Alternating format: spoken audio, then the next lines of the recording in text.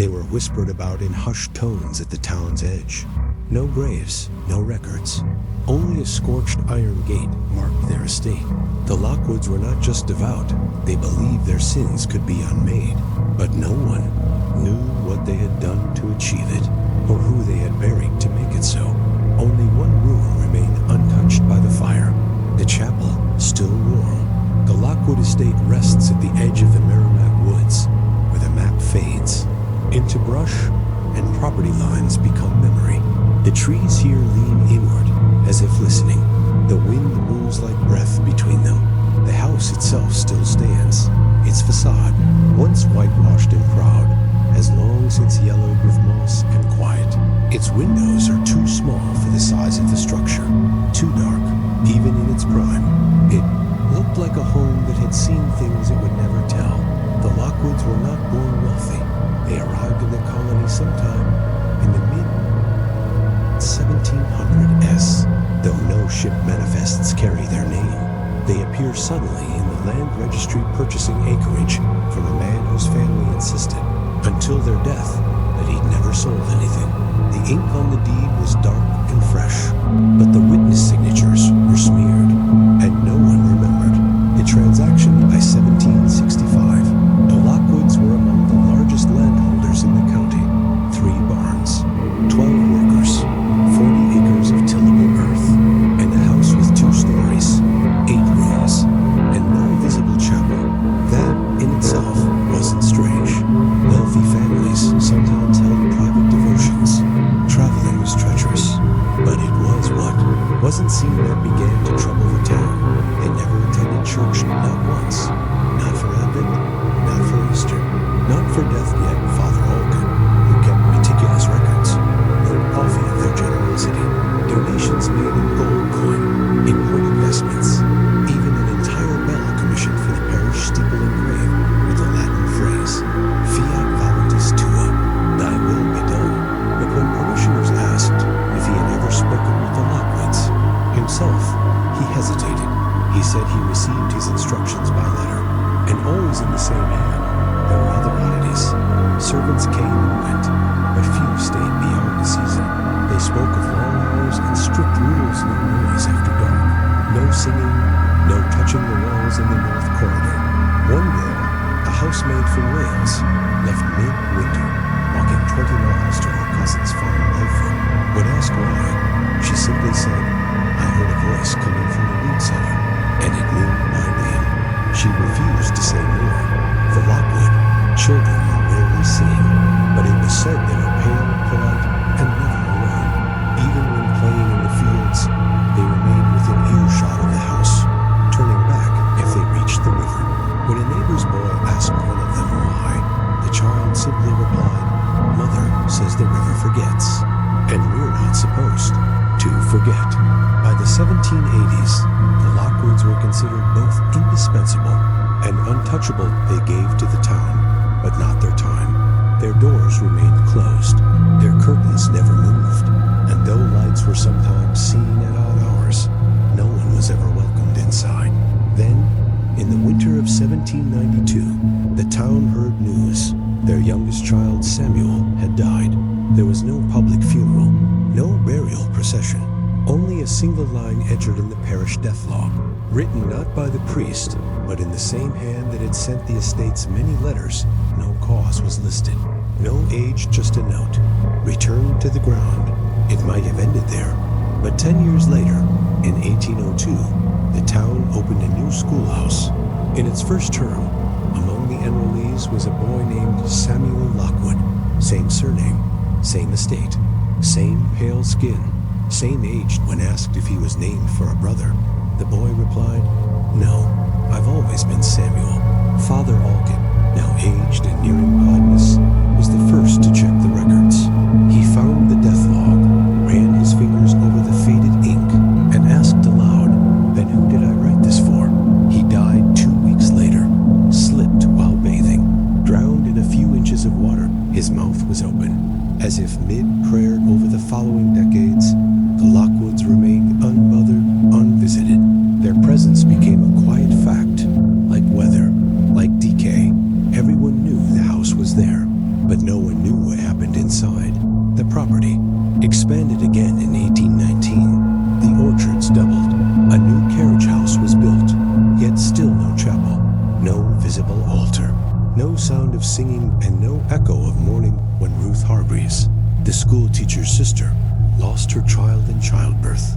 She remembered hearing the bell toll from the direction of the Lockwood land 9 times, but no one was buried that day.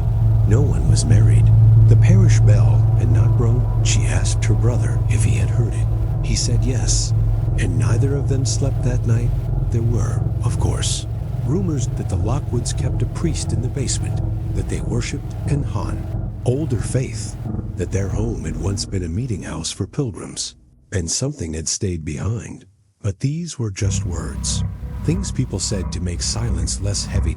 It wasn't until the census of 1830 that someone noticed the pattern. The Lockwoods never lost anyone, not officially from their arrival in the 1760s to that year. Every other family had at least one death: typhus, accident, childbirth. Life was brittle, but the Lockwoods were untouched 3 generations. No graves, no records, no widows. And when the local archivist tried to verify birth dates, she found them curiously identical. 3 children born in the same week, 16 years apart. As if something was repeating, she brought this to the attention of the town council. The council politely thanked her, then quietly replaced her. She was last seen walking toward the woods near the estate, carrying a small parcel wrapped in cloth. She never came back. Years passed. The town aged. Buildings changed. But the Lockwood Estate remained, unweathered, unclaimed, even today. If you find the path winding and near erased, you'll see it. The gate still stands, iron, but worn to the touch. The lock is missing, and beyond it, through the thinning trees, the house waits no decay, no light, just a feeling as if someone or something is watching through the glass, waiting for your name. The snow was still falling when they carried him up the hill. A small coffin, cedar wood, no markings. 4 men from the parish stood as pallbearers. 2 held torches. 1 read the Lord's Prayer in trembling Latin. The last Father Hale stood with his hands in his coat sleeves, watching the house below. The Lockwood Estate had not dimmed its lanterns. The child had died of the night. Samuel Lockwood, just over a year old. No public illness, no known affliction. He had been seen only days earlier in the orchard pail, unwalking, holding the hand of a woman the townsfolk called the second aunt, though no one could remember her first name, or if she had ever spoken. The doctor wasn't summoned. The death was not announced, but the town only knew, because the grave digger was paid in advance and asked to arrive before dawn. No one was allowed to open the coffin when Father Hale reached for it. He was met with silence, just the soft breath of the winter wind. The Lockwood patriarch, Thomas, nodded once, and that was the end of the conversation. Still, the priest read the rites still. They buried the boy, and for 10 years, the matter remained closed until the second ledger appeared. It was 1802. New parish assistant had taken up the work of copying the older baptismal records into a fresh register. Ink had begun to fade, names lost to time and candle smoke. He was methodical, patient doubt he did not expect to find Samuel Lockwood. Again, baptized May 7th, 1802. Age, 1 year. Mother, Eleanor Lockwood. Father, Thomas. Lockwood got the same names, not the same house, not the same handwriting, but there had been no birth announcement, no christening, no family celebration. And the Lockwoods had not left their land in months. The assistant brought the book to Father Hale. The old man stared at the entry for a long time. He asked where the record had come from. The assistant replied, "Your own hand, Father. It matches your writing." But Hale didn't remember. The snow was still falling when they carried him up the hill. A small coffin, cedar wood, no markings. 4 men from the parish stood as pallbearers. 2 held torches. 1 read the Lord's Prayer in trembling Latin. The last Father Hale stood with his hands in his coat sleeves, watching the house. Below, the Lockwood Estate had not dimmed its lanterns. The child had died in the night. Samuel Lockwood, just over a year old. No public illness, no known affliction. He had been seen only days earlier in the orchard pale, but walking, holding the hand of a woman the townsfolk called his second aunt, though no one could remember her first name, or if she had ever spoken. The doctor wasn't summoned. The death was not announced. The town only knew because the gravedigger was paid in advance and asked to arrive before dawn. No one was allowed to open the coffin. When Father Hale reached for it, he was met with silence. Just the soft breath of the winter wind. The Lockwood patriarch, Thomas, nodded once, and that was the end of the conversation. Still, the priest read the rites. Still, they buried the boy, and for 10 years, the matter remained close. Until the second ledger appeared. It was 1802. New parish assistant had taken up the work of copying the older baptismal records into a fresh register. Ink had begun to fade. Mains lost to time and candle smoke. He was methodical. Patient. He did not expect to find Samuel Lockwood. Again, baptized May 7, 1802. Age, 1 year. Mother, Eleanor Lockwood. Father, Thomas. Lockwood. The same names. The same house. The same handwriting. But there had been no birth announcement, no christening, no family celebration. And the Lockwoods had not left their land in months. The assistant brought the book to Father Hale. The old man stared at the entry for a long time. He asked where the record had come from. The assistant replied, "Your own hand, Father. It matches your writing." But Hale didn't remember. The floorboards creaked, but never cracked. Not even after nearly a century. The Lockwood house had been abandoned since 1827. Dust clung to the corners, like spider silk. Wallpaper peeled in long strips.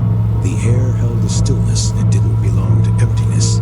But memory. In 1841, surveyors were dispatched from the county. A dispute over property lines. The estate had long since fallen into legal limbo. Number, heirs, no deeds. Just a structure that refused to rot. 2 men arrived at dawn. Samuel Hartford, Elias Mott. Both had worked restoration contracts before churches, manors, schoolhouses, but nothing like this. The first floor was strangely well preserved. No mold, no animal nests, no signs of vagrants. The hearth was cold, but the ashes inside were recent. Hartford made the first discovery. In the northeast parlor, beneath the collapsed bookshelf, he found iron rings set into the floor, 4 of them, equally spaced, embedded into the planks as if by design. The boards were heavy, old oak, warped by age. It took both men to pry them up. Beneath was darkness, not a crawl space, not a root cellar, but a staircase. Stone, narrow, leading down at a steep angle, deeper than the foundation should have allowed. They lit a lantern and descended. The air shifted by the 4th step. Mid-air.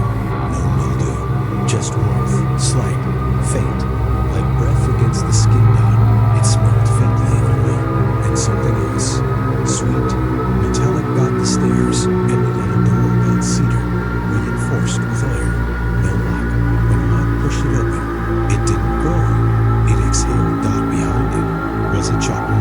7 pews, each carved by hand, unpolished, unvarnished. Deep grooves along the backs where fingernails had worn into the wood. The walls were lined with portraits, family members, generations of Lockwoods. But every single face had been defaced, not slashed, not removed. Just the eyes, scratched out, not violently, but slowly, carefully, as if whoever did it wanted them blind, not gone. Mott approached the portraits. He reached to touch the frame of the eldest man, Thomas Lockwood. If the likeness was to be believed, the wood was worn. Hartford moved toward the altar. It wasn't stone. At first glance, it looked like marble, smooth, pale, slightly translucent, but there were no chisel marks, no carvings, no sign of construction. Just a single seam running along the top edge, barely visible unless you looked from a certain angle. He placed his hand on it. It was warm, not room temperature, warm like skin, and it pulsed only once. A subtle contraction, like a breath. Hartford pulled his hand back. He didn't say anything. Mott hadn't seen. Instead, he'd knelt at the front pew, his hand brushing against something beneath the bench.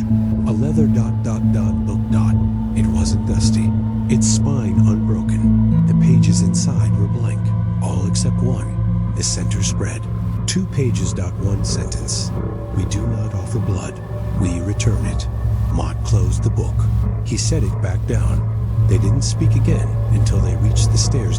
As they ascended, the air grew colder, sharper, like they were leaving something that had been waiting for them. Back on the first floor, Hartford closed the hatch. Neither man suggested reopening it. Instead, they left, quietly, without filing the survey. 3 weeks later, Hartford resigned. No explanation. He moved inland, took a job at a textile mill, refused all correspondence. Mott stayed in town, but he stopped sleeping through the night. Neighbors reported lights flickering in his home at strange hours, chanting, muffled sobs. One night, a neighbor claimed to see Mott standing in his backyard, facing east, unmoving, mouth open, just standing there. When asked about it the next day, Mott didn't remember being outside. He said he'd been dreaming of eyes, just eyes, and the sound of breath beneath the floor. 2 months later, Mott hung himself in his cellar. When the body was discovered, the only note found in the house was a single sheet of parchment placed beside the hearth. The handwriting was not his. It read, "The altar remembers who touched it." The sheriff sealed the Lockwood house that week, nailed boards across every window, a steel chain across the gate. But by spring, the boards had fallen, and the gate had unlocked itself. The nursery window faced east. In the early hours, before the fog lifted from the orchard, the light would slant across the crib and cast long, thin shadows on the floor, shadows that didn't move. Even when the wind did. It was a room that always felt colder than the others. In 1813, the Lockwoods hired 3 new housemaids from the nearby village of Leeville. Their names were not recorded on the payroll, but oral histories scattered, unconfirmed, offer 3: Annabeth, Milla, and Clara. They were young, 2 barely 15. The third, perhaps 17. The girls worked silently. Meals were left at doors. Floors were scrubbed in circles, always clockwise. One of them, Clara, was assigned to the nursery, not to care for a child. There were none visible, but to dust, maintain warmth, and keep the window closed at all times. It was understood. Not stated. She said nothing of it for weeks. But then, one morning, she didn't come down for breakfast. Milla found her sitting on the nursery floor, hands folded, eyes wide open. Her voice was calm, barely a whisper. "It bled again," she said, from the hands. There was a crucifix nailed to the wall above the cradle, made of pine, rough, carved, not valuable, but on that morning, there were red streaks down the forearms, not wet, not dry. Something in between. Milla touched it. It stained her finger. She left it there and didn't return. Later that evening, the house groaned. Not from the wind, not from settling timber. It came from the walls, low, heavy, and slow, like pressure releasing from something deep beneath the surface. It happened just after dinner. Clara, seated alone in the scullery, had spoken a few words aloud, nothing elaborate. A confession, she called it. She said she'd stolen sugar, that she'd eaten it in the dark, and the house responded. The groan echoed down the hall. The walls seemed to tighten, then breathe again. The other 2 heard it too, but Clara didn't flinch. She smiled. "It's listening," she said. The next night, Milla tried it herself, alone, standing in the stairwell. She whispered her scene just one, that she had lied to her father before leaving home, that she had told him she was going to the convent. The groan came slower this time, longer, and the lantern in the hallway flickered out. No draft, no beside the kitchen stove dot by the third week. They understood the pattern. Every confession was answered, some with groans, others with knocks. Sometimes the sound came from beneath the floorboards, sometimes from the walls behind the bed. But always afternoon, the house changed. Curtains that had been drawn were now open. Doors unlocked that hadn't been touched. Chairs pulled an inch from where they'd been left. The house wasn't just listening. It was learning. Clara began spending more time alone. She stopped joining the other two at meals. She didn't bathe, didn't change her uniform. She stayed in the nursery most nights, curled at the foot of the empty crib, speaking Latin prayers under her breath, some of them familiar, others not. When Milla confronted her, Clara looked up. Her voice was dry, precise. It forgives, but only when it's told. You must say it out loud. Milla reported the change to the steward. He dismissed her. He said the girl was troubled, delicate. The Lockwoods had been kind to take her in, but the next morning, the steward's dog was found dead in the woodshed, laid out straight, eyes open, no wounds. Just a line of red beneath its paws, and a patch of dried blood beneath the nursery crucifix. Annabeth tried to leave the estate. She packed her things in the night, slipped out through the servants' entry while the others slept. She was seen hours later in the town square barefoot, sobbing, screaming about doors that breathed and windows that stared. She was taken in. Calm. And committed. They say she never spoke English again. Only Latin. Only scripture. Over and over. The Lockwoods did not comment on her absence. No letter was sent to her family. Her belongings were burned. By winter. Milla also left. No formal resignation. Just vanished. Clara remained, but no one remembered seeing her again. Years later, in a journal found buried beneath a stone in the garden, a single entry was recorded. The house needs sins, spoken ones. It is hungry when we are silent. There was no signature.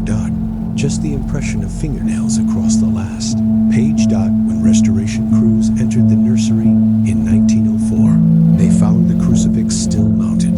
The blood was gone, but the wood beneath it had darkened. When one of the workers reached up to remove it, the wall exhaled. And the room grew warm. The orchard was never truly empty. Even after the estate was abandoned, even after the trees stopped bearing fruit, something moved between the rows. Something slow, deliberate. The first sighting came in early autumn.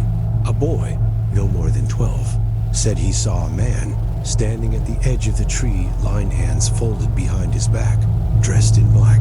The boy thought nothing of it at first. He assumed it was one of the county workers surveying the property, but the man never moved, not even when the wind picked up. And when the boy called out, the man raised one hand slowly, then placed his fingers to his lips, a gesture for silence. That was the beginning. Within a week, 3 more sightings. All described the same man. Tall, thin, hair gray at the temples, eyes that didn't blink. And always in the orchard, watching, waiting, sometimes walking, but never hurried. One woman, Mrs. Whitlow, recognized him. She'd worked as a kitchen girl on the estate as a child, dismissed after a single year. Though she never said why. She trembled when she saw the figure outside her window. It was dusk.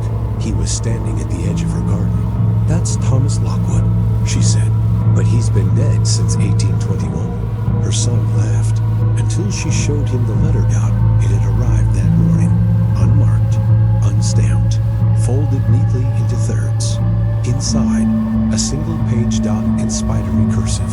We request your prayers. Forgiveness cannot take root in silence. You are invited to Mass. Midnight. No address necessary. You will be known. At the bottom, no signature. Just an old family crest. The Lockwood seal. More letters followed, delivered by hand, though no one saw who brought them. Always the same language. Always the same call. Repentance and attendance. One man, Edward Carroll, a school teacher and skeptic, decided to attend. He left his house at 11:40. 5. He did not return. His wife found the invitation tucked in his coat pocket.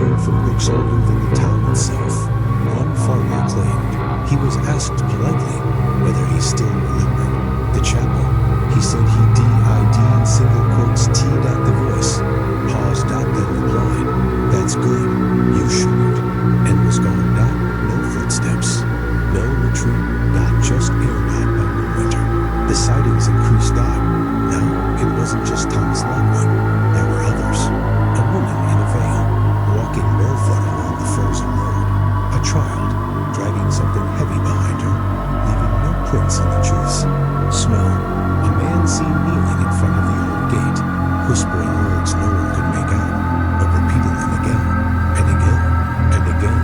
Those who saw them felt strange afterward, not afraid, not exactly dark, but warm, like something had been taken, a memory, a sound, a feeling they could no longer name. They began locking their doors, avoiding the road past the estate, but the letters still came, folded, handwritten, without orders, without ink SMUDGES dot, and always the same ending. You are known, you are remembered, you are welcome. Then, something changed. On January 9th, a local boy went missing. James Rafferty, 9 years old, last seen playing near the river. His boots were found by the orchard fence. Nothing else. No tracks. No signs of struggle. Just the fence postmarked with a symbol. A cross, carved deep, upside down. 2 days later, his mother received a letter. Not the usual kind. This one was addressed in a child's handwriting. The envelope smelled faintly of myrrh. Inside, a drawing, stick figures, a chapel, a smiling boy beside a tall man. At the bottom, "Don't worry, I'm not cold anymore." There was no return address. The constable, Henry Lowell, opened an investigation. He visited the Lockwood property with 2 deputies. None of them spoke during the approach. The gate stood, opened. The trees were still. There was no wind. They walked. The perimeter, noted the collapsed barn, the caved ... and roof ... But when they reached the back orchard, something stopped them. A group of figures. 7, by Lowell's count. Distant. UNMOVING. Standing perfectly still among the dead trees. Their faces, unclear, like the light didn't fall right. Lowell raised his lantern, and the figures turned slowly each, one looking directly at them. Hostile, just aware, and that's when he heard it. Bell. One chime. Far below. As if from under the ground. Lowell turned to speak, but neither of the deputies were beside him. He was alone. He ran. No. Report was filed. He left the force 3 weeks later. Said he was moving south. Didn't say why. Today, some locals still get letters. They arrive without warning, without explanation. Folded in 3. Always requesting prayer. Always inviting them to a place that doesn't exist. And those who answer, they're never seen again. But sometimes, only sometimes, others swear they've seen them again. In the orchard. Hands behind their backs. Mouths moving. As if they're still confessing. The Lockwood Estate had not been touched in decades. Its windows were dark. Its orchard strangled by overgrowth. The main gate hung broken, twisted, as if turned from the inside out. And yet, on the night of October 3rd, 1894, it came alive. Witnesses would later say the light didn't start all at once.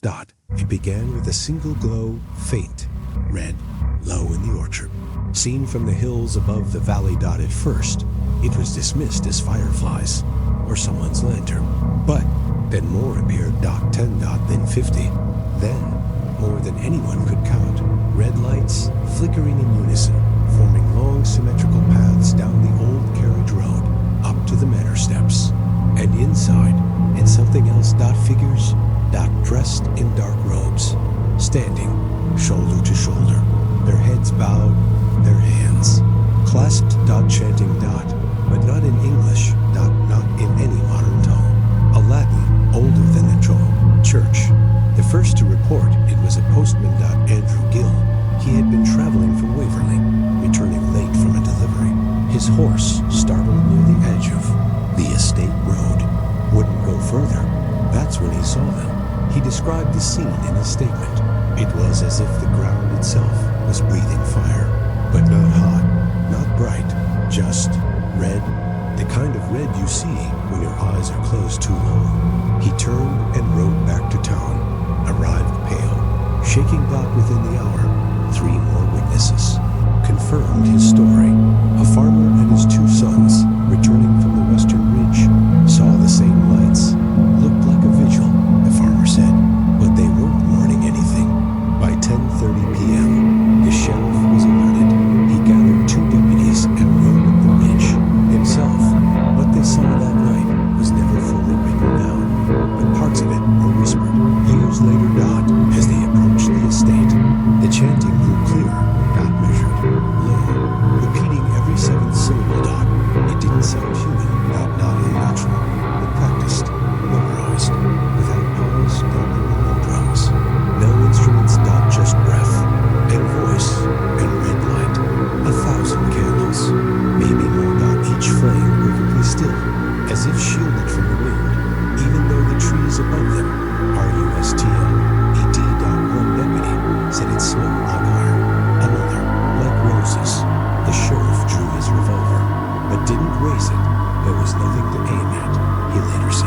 just shadows pretending to be people.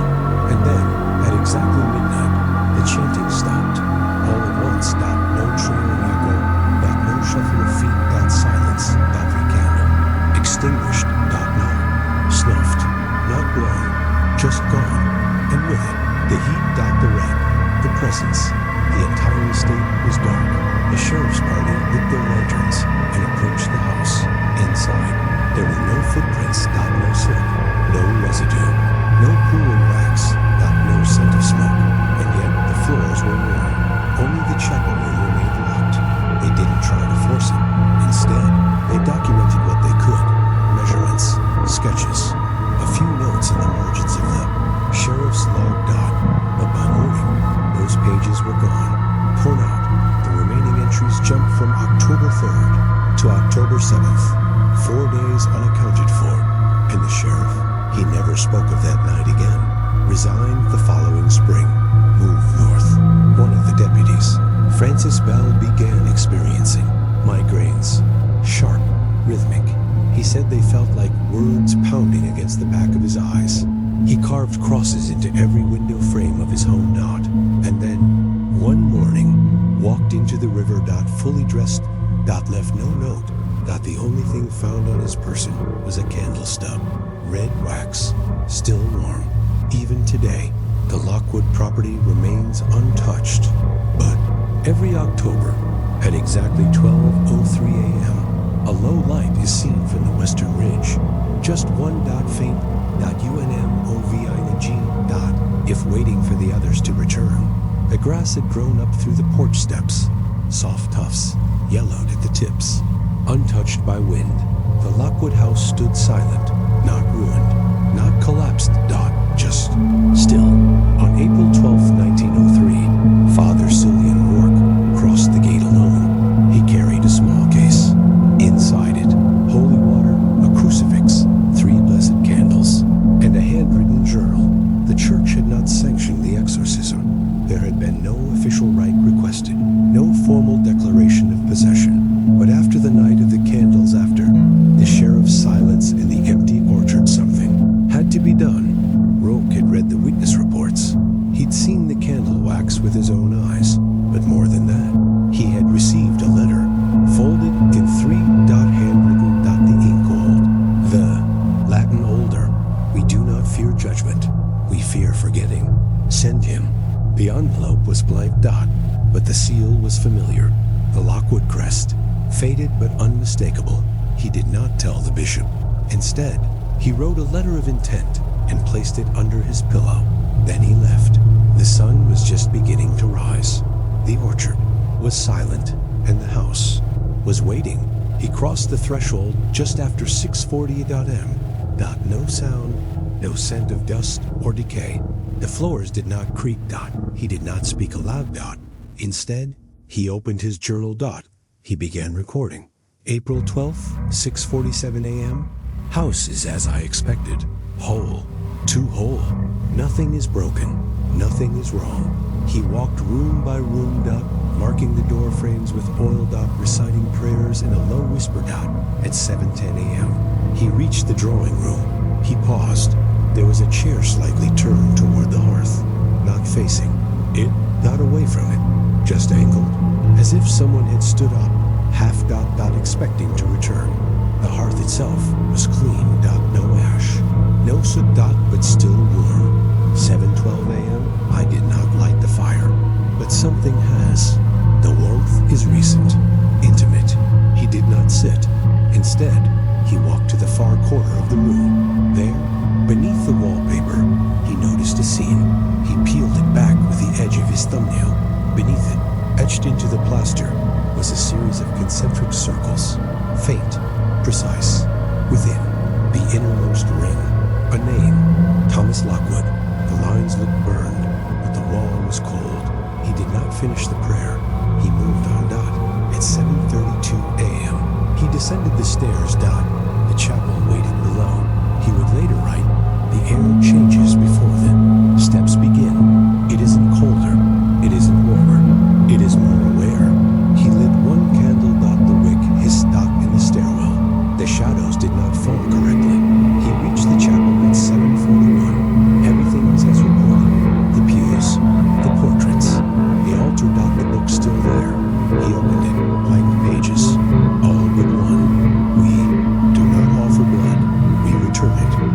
approached the altar, whirling, he stepped back. He began the exorcism. The rite began. Calmly, Latin, repetitive, familiar. He'd performed the prayer hundreds of times before. But this time, something shifted. Not in. The room within him. The words felt. Slower, as if being dragged out of his mouth. He described it as speaking underwater. I cannot keep the rhythm. Something is taking it from me. He pressed forward. The candle flickered. He splashed holy water against the altar. The droplets vanished, not evaporated, just gone. He stopped, and that's when he heard breathing. Is not near him, but below. From underneath the altar. Faint, but measured, like someone asleep. He bent down, pressed his ear to the scene. It stopped. Then, 3 knocks. Soft, even from the other side. He stood up too quickly. The journal fell from his hand. The candle toppled. The flame went out. The room did not darken. Instead, it brightened. Dim red light seeped from the cracks between the walls. Beneath the pews, from the portraits, behind the scratched out eyes. He retrieved the journal.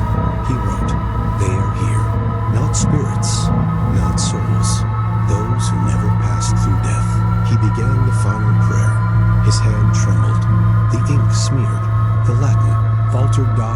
And then the sentence stopped. Mid. Line. A sudden blot of ink spread across the page. It trailed off into nothing. The next entry was never made. Father Rourke did not exit the house. That day. Not the next. A search party entered on April 14th. They found no blood. No signs of struggle. No footprints beyond his own. But on the chapel altar, folded with perfect care, were his robes.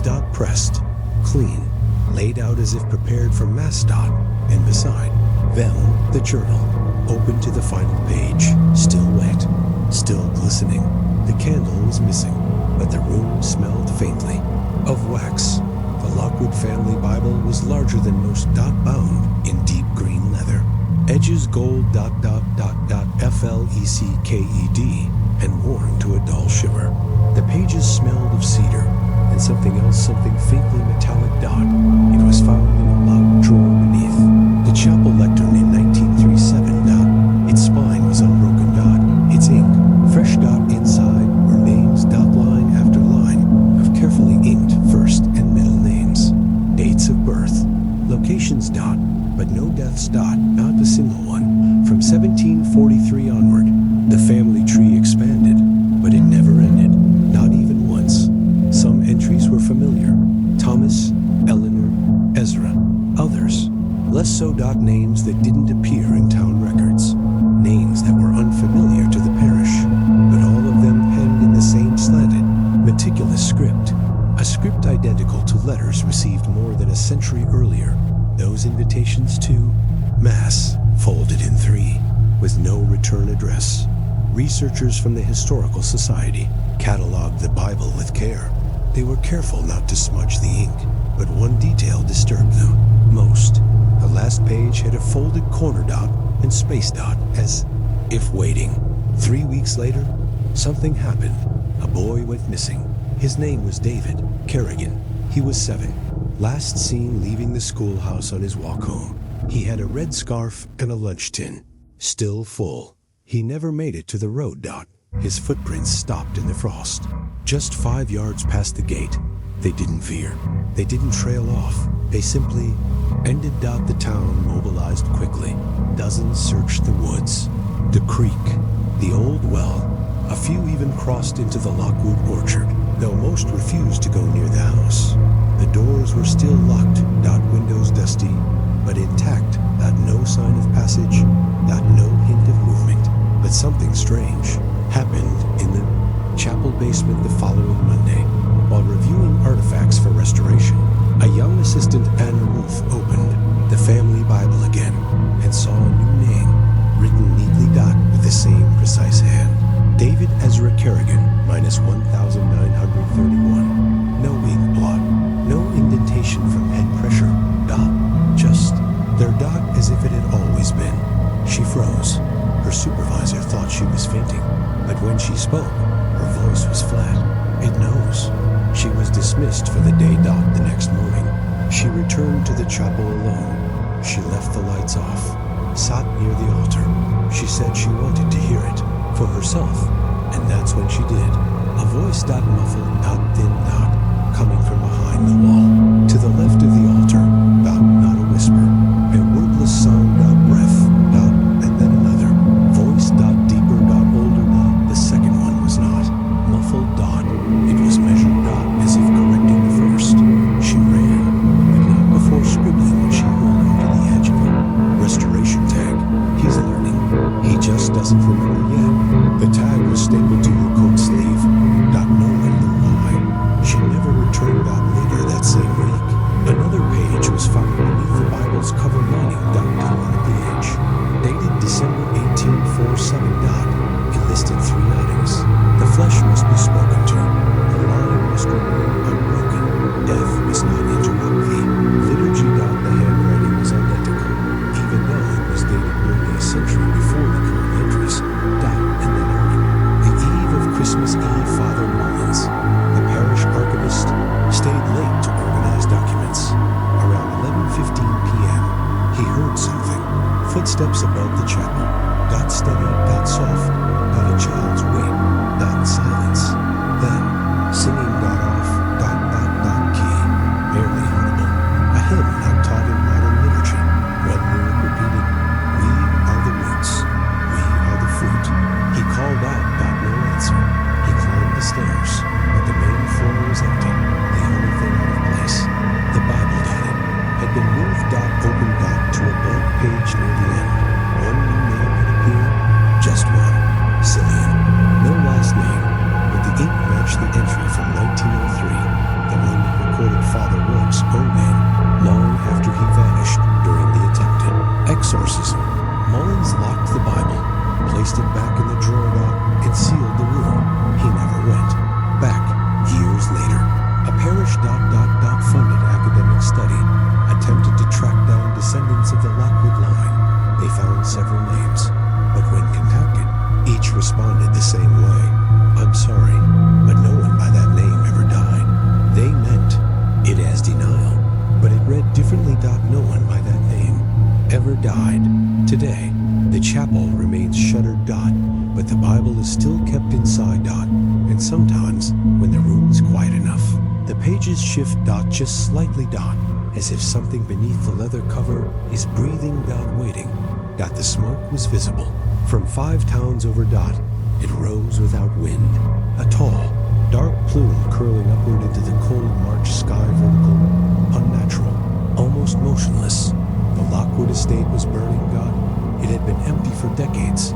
No gas line, no power, no source. But by the time firefighters arrived, the main house was already engulfed. Every window was open, every curtain dancing with flame. The fire made no sound, not at first. Then it screamed. 4 separate crewmen reported it, not the fire itself, but something inside it. High, pitched, human, familiar. Not a single voice, but many, wailing, pleading. Singing. It came in waves, rhythmic, like a chant. One of the crew, Officer Gerald Hart, turned away from the main structure to check the orchard perimeter. That's when he noticed the pattern. The flames weren't random. They moved with intent. Room by room.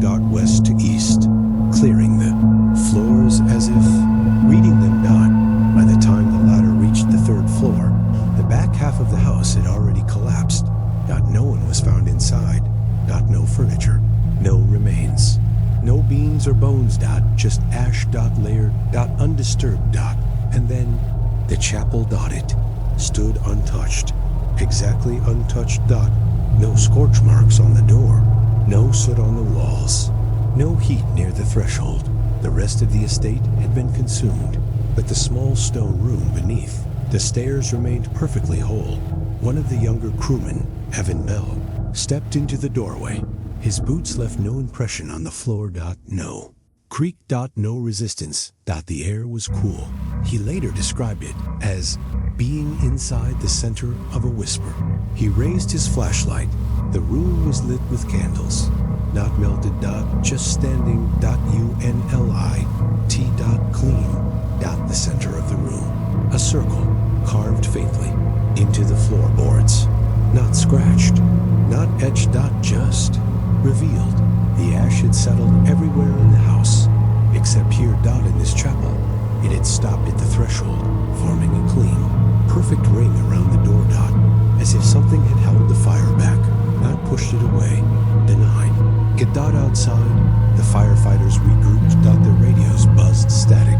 3 of them claimed their watches had stopped. At 3:17 a.m. Exactly the same time. One officer tried to radio. Dispatch. His voice was clear, but the reply wasn't just a sound. A single, low chord. Not mechanical, not interference, but something like a choir. Slowed down, played backwards. He dropped the radio. Inside the chapel, Evan Bell opened the altar drawer. It moved easily. Inside ashes. Neatly. Folded ashes. Clothing. Soft. Preserved. Robes. Priestly. And beneath them, a page from a hymnal, burned at the edges, still legible in the center. Those who are remembered cannot be unmade. He didn't take the page. He didn't speak. He just closed the drawer. And left. By morning. The fire was out. Nothing remained but the chapel and the circle. Later inspection found something else. Beneath the ash in the eastern wing, investigators uncovered the stone foundation. Every block had been marked. One symbol, repeated, a closed eye, carved shallow, facing downward. No one why, but each eye was perfectly aligned. Pointed toward the chapel. Today, photographs of the fire remained in the county archive, but several negatives were lost. Melted. Or blank. One rule never developed was labeled Verses 317. No one recalls making that note. And the chapel? It's still standing, still cold, still perfectly preserved, but no one enters, not anymore, because some say the fire never truly ended. It just stopped waiting. The trees have swallowed the path. Old oaks and bramble have grown over what was once a gravel road, turning it into something more like a scar-long shallow and hidden beneath moss. If you don't know where to look, you won't find it. And if you do find it, you won't remember how. That's what hikers say, those who return. The chapel stands deep in the forest now. Its roof intact, its stones uncracked, no vines, no mold. As if it had never aged out, as if the fire never touched it, but no map marks its location. Not since 1962. Even satellite images show only trees down an unbroken canopy of green. And yet, it's still there, standing in the exact shape it always did. Low, square, no steeple. Chapel built for something older than worship. The first known sighting in the modern era was in 1993. 2 brothers, Caleb and Matthew Reed, were camping off ... trail in what they thought was state ... owned woodland. They heard bells just before dusk, not loud ... soft ... as if ringing underwater. They followed the sound, expecting to find a church, maybe ruins. Instead, they found the chapel ... whole, silent, the doors closed, but not locked. Caleb stayed outside. Matthew went in. He returned 7 minutes later, pale and shaking. He said he had heard a voice behind the altar, a child's voice, speaking Latin and English. One sentence repeated, "Can I be born again?" He didn't sleep that night. The next morning, he was gone. No sign of a struggle. No footsteps, only his boots, placed at the threshold. As if he had stepped out of them before entering again. Caleb returned, alone, but he wasn't the same. He couldn't tell time anymore, not accurately. He would lose hours. Wake up in places he didn't remember walking to. He could no longer hear bells, even real ones. A doctor told him it was trauma. Related tinnitus, but the tests showed no damage. And then, in 2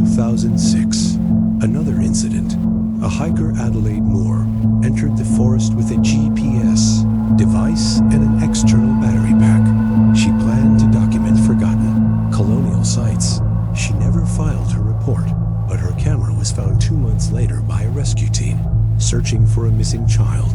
The footage was degraded, but fragments were recoverable. In the final 2 minutes of video, the chapel is visible. Partially obscured by fog. It seems to breathe. The stones shift slightly. Like an image out of sync with itself. And Adelaide's voice can be heard whispering. It's singing from the walls. Then silence. Then dripping. Not from above, but upward. Blood. Pooling first at her feet, then rising against gravity, beating onto the ceiling in slow reverse. One word can be made out before the feed ends. Again, her body was never recovered. The camera still works. And the blood inside it never dried. In 2019, a local podcast attempted to locate the chapel for a Halloween special. They brought equipment, drones, night vision, thermal. None of it worked beyond the tree line. Batteries drained. COMPASSES spun. And one team member, Eli Grant, was later hospitalized for sudden aphasia. He could not speak, but he wrote the same sentence over and over. Youngest remembers. No one knew what that meant. Until the records were pulled, until someone remembered the family Bible. And the last entry made before it was sealed. A name, written in tight, small script. No birth date, no death. Just a name. Emmanuel Ezra Lockwood, the last to wake. Today, hikers still stumble upon the site, usually by accident. Most describe a sudden sense of heat. Not external. Internal. As if their bodies had been moved forward in time by a few minutes. And some report something stranger. They don't remember finding this chapel. They only remember leaving it. One woman claimed she never opened the door, but when she checked her phone, there was a recording, a voice she didn't recognize. Her own, saying, "He asked if I would carry him." The audio cuts off. That same woman later miscarried, despite never being pregnant. Doctors couldn't explain the symptoms. There was no fetus, no tissue. Only scar tissue, shaped like a circle, just below the ribs. When asked how she felt, she responded, "Empty, but not alone." The chapel still stands, still untouched. Still perfect. And some say that every 33 years, a voice from within grows louder. A child's voice, softer than rough, but persistent, asking the same thing. "Will you let me be born again?" The door remains closed, but the word is warm to the touch. The last pages weren't found in a library, not in a church, not even in the ruins. They were discovered behind plaster sealed in a hidden recess of the chapel's western wall. 6 sheets of vellum, curled, dry, pressed flat by the weight of ash and silence, and written not in ink, but in blood. The hand was careful, each letter curved with reverence. The language was Latin, but the message was not religious. Not in the way we understand it. It began with a phrase repeated across all 6 pages. Non solum pro peccato nostro, sed pro memoria aegis. Not only for our sin, but for the memory of it. What followed was simply between a confession and a design, a system. The Lockwoods, it seems, had never sought absolution. They believed their sin never named could not be forgiven, only witnessed. They didn't ask to be saved. They asked to be seen by us, by anyone who would listen, read, speak their names aloud, because that was the contract, not with God, but with something else. A phrase was repeated at the bottom of the 2nd page. Hoc testimonium vivid. This witness lives. And then again. Et qui audit, congregator. And whoever hears is gathered. The Lockwoods did not pass guilt down their bloodline. They passed it outward. To anyone who dared to look. It wasn't faith. It was a structure, built not of redemption, but of surveillance. They needed eyes, because only constant attention could keep something from waking. Something they had touched, invited, fed. They had tried to bury it in prayer, but prayer was not a lock. It was a lens, and the more that lens was looked through, the clearer it became. One document found in the chapel dated 1866 was signed by a Thomas Lockwood. At the bottom, beneath the final line of tightly packed scripture, was a chilling addendum. We have built a congregation not to save us, but to contain us. Those who know what we did must look, always must speak, always. If the line of eyes breaks, so does the seal. One researcher compared the design to a curse, but curses punish. This didn't. This only required memory.awareness. A single line on the final page read, "The sin is not forgotten. It is housed in flesh." And then beneath it, -30. Names. Some were Lockwoods, some were not. Some were from the town registry. Others had never lived there, but all of them had at some point been inside the chapel, witnessed something, read the wrong name, opened the wrong drawer. One of the names was Father Rourke. Another was Adelaide Moore Dot, and at the very bottom, "You dotted" wasn't written in Latin or blood, just a faint indentation, like pressure left by a fingertip, pressed hard into soft parchment. But it was their dot, and it matched the number .30.3. The same number of candles described on the night the house glowed red. The same number of seconds recorded on the damaged, real labeled voices.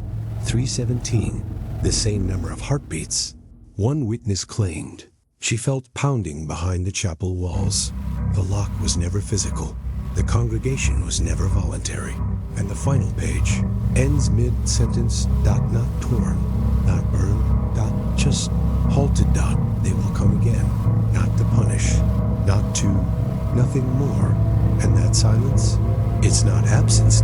It's invitation, because the sin doesn't seek redemption. It seeks repetition. And now you've seen it. You've heard the names. You've spoken them. And somewhere, the youngest Lockwood is listening.